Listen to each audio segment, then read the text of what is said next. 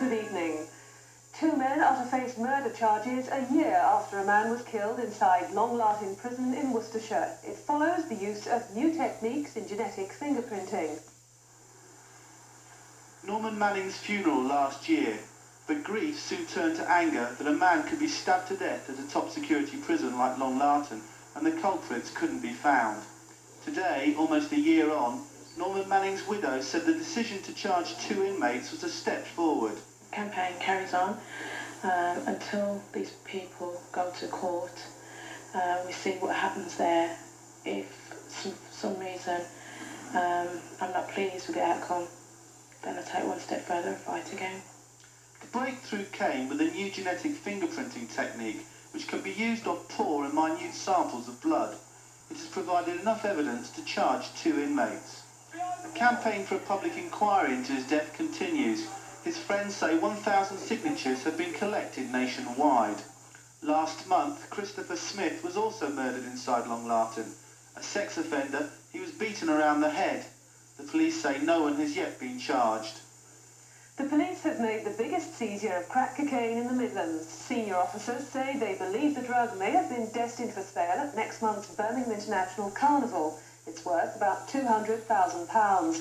But carnival organisers are angry at suggestions that their event is a venue for drug dealing. British Airlines have been given a special dispensation to continue flying noisy jets. Council residents living near Birmingham Airport are demanding double glazing to block out the noise. The European Union wants older and noisier planes like this BAC 111 scrapped.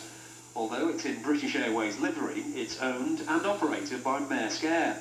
The company thinks it's fair that they've got until the year 2002 to phase out these planes. We need, like any other company who had to invest in modern expensive equipment, to have a period of time during which we can make this investment.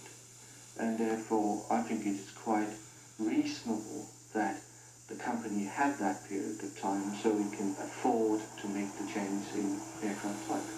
450 council residents living near Birmingham International want extended a scheme where the airport pays for soundproof windows. On this estate in Charlton, some blocks are covered by the scheme and some aren't. Well, until they put these in, you could hardly hear yourself talk. If you were talking to anybody on the phone, you had to stop. You couldn't listen to the telly because it automatically drowns the television out. The secondary glazing that we've had has been a bonus. It does cut the noise down a hell of a lot. So really, it is a good thing. And this is why me as chairman of Murphy HOB is fighting to get the rest of them done. The airport authorities have met the residents. An airport spokesman says requests for more secondary glazing will be considered at their next board meeting. Well, that's it for today. Join us tomorrow for all the Midlands news and sport. For now, though, a very good night.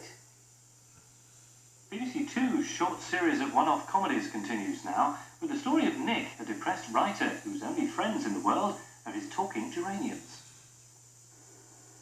Good evening. It may be a bank holiday weekend coming up, but for most of us, Sunday and Monday look like they'll be dry. The northern and eastern fringe of the country will see some showers. It's Saturday tomorrow that we're expecting quite a lot of cloud and yes, even some drizzle and rain as this low pressure area here sprints in towards us.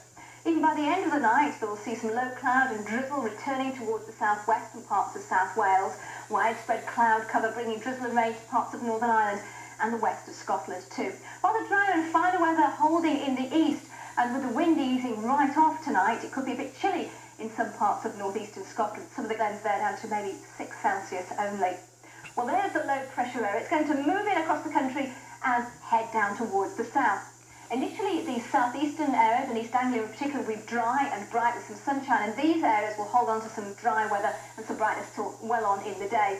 Up to the north and the west, we've got the weather fronts and their associated cloud and rain and drizzle, most of it light and patchy, moving right in across Northern Ireland, most of Scotland apart from the far northeast here, and then things brightening up here into the afternoon. But even late on in the day, probably still have a lot of cloud over much of England and Wales, and some drizzle and rain, most of it light, maybe over the hills of Wales, say, a few heavier bursts, with a gradual progression southwards of that brighter weather following on behind the cloud. Nowhere near as blustery the winds we're expecting for Saturday, fairly light in places.